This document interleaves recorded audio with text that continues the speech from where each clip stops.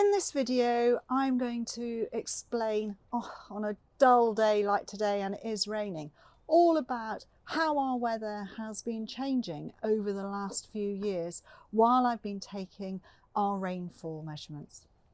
I'm Rosie Hardy, this is Rosie Hardy Gardening. I have been taking rain records here at Free Folk in Hampshire for the last 20 years. So in 2003, I started it. I was given, and it looks as though I was given on my birthday, one of these little plastic rain gauges that gardeners have, and I put it out in the back garden.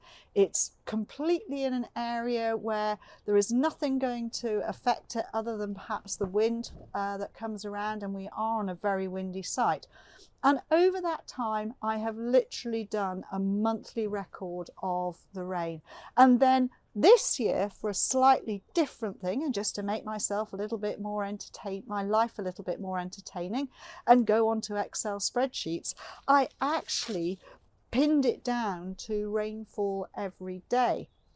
And that has been quite good fun looking at it.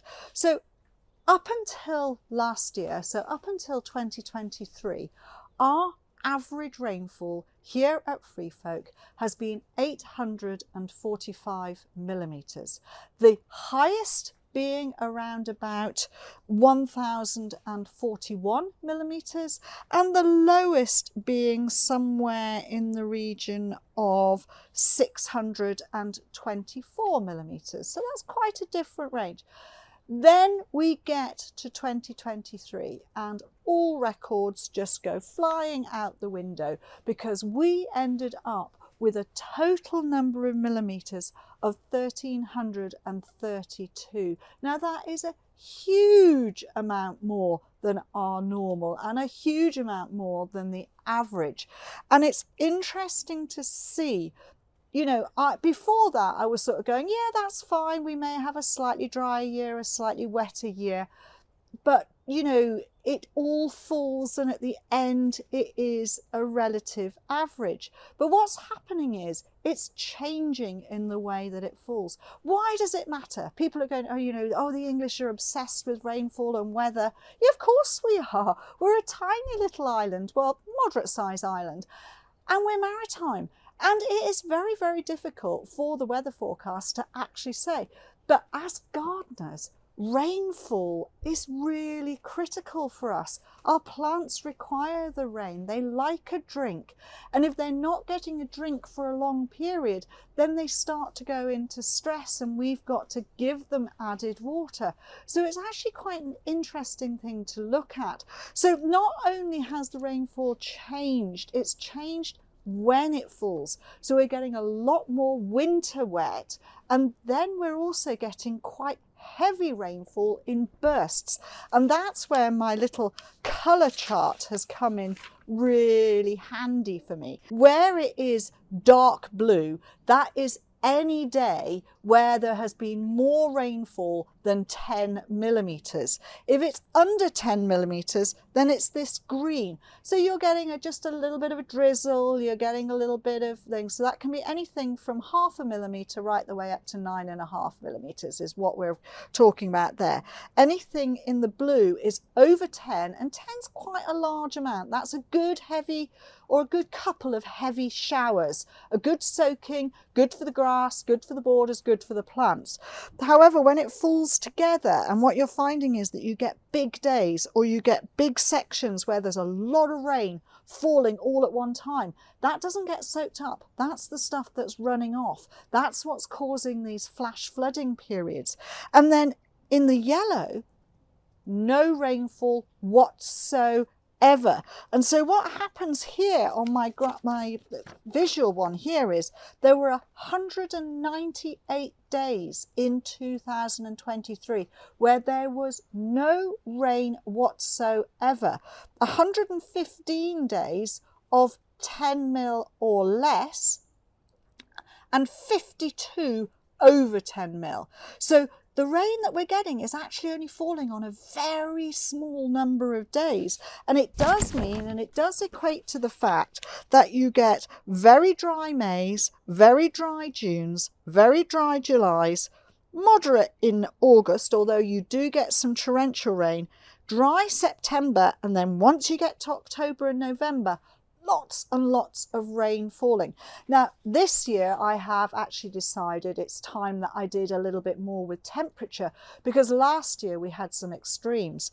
But it does mean that if we get heavy rain and everyone's going, oh, the rivers are full, everything's full, what you do get is you get this sort of slow encroach into getting drought, because you sort of have this feeling that, you know, March was nice and wet, April had some heavy showers. People remember the heavy showers. Beginning of May was very, very wet, and then suddenly nothing.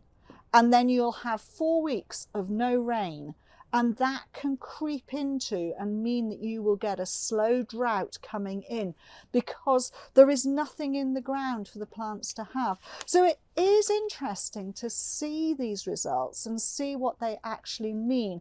And you need to be aware that you haven't had that much rain for that length of time. A lot of people be aware because their rain butts are emptying and they're having to use water from the tap, and that is really good. But you need to be careful of what you then water, because your herbaceous plants will be fine. They will go into a slowdown, they won't do as much, but it's your shrubs and your trees that you don't realise need extra water, and they're the things that you really need to be watering. And it's not taking your hose pipe out there and wafting it around. It's not having your irrigation things which flick backwards and forwards and are just wafting water around all over the place. It is heavy amounts of water, so it's buckets of water to things that need buckets of water. That's the way to do it. And if you can, have some watering pipes that go down into those shrubs, so that when we do get these dry periods, you can put that water down to the roots where those plants need it, and you will stop them getting into stress, because plants that get into stress are the ones that get disease. They start to lose their leaves. They will get rid of material that they don't need. So they probably don't need their flowers, they don't need their leaves. They'll get rid of those and they'll all just defoliate. And then when the rain starts again, they'll start to regrow, and you don't really want your shrubs and your trees getting into that terrible stress. So it is interesting. It may seem a little bit geeky, but I found this quite fascinating, especially for this year, because in my mindset I've been thinking about the fact I'm not sure that the rain's falling very evenly nowadays. It is changing, and this definitely shows that that is the case. And I'm now going forward with going to be doing daily and putting it into my Excel spreadsheet, so that it's, I won't do it every day, I will do a month and then I'll record it. And I'm also now going to do my minimum and maximum daily temperatures, so I can see when we've had the hard frosts, when we're getting very high temperatures during the day, and when our nighttime temperatures start to get up into the double figures, and I'm talking centigrade. Yeah, so that is the next thing that I'm going to be doing. So going forward, 2024 is going to be not just rainfall, it's going to be temperature as well. And I think that is really important. The other thing which would be lovely to do is light levels, because again, light levels are really, really important for plant growth, because if it's dull days all the time, then you don't get that growth. They don't have the ability to absorb the sunlight as well. So that is my next one. But you know, I'll have to get a full weather reading system for that. At the moment, it's me, a minimum max thermometer, and my rain gauge, which I can enjoy and do at the moment. Hope this was interesting to you. Please do subscribe to the channel. Thank you very much for watching.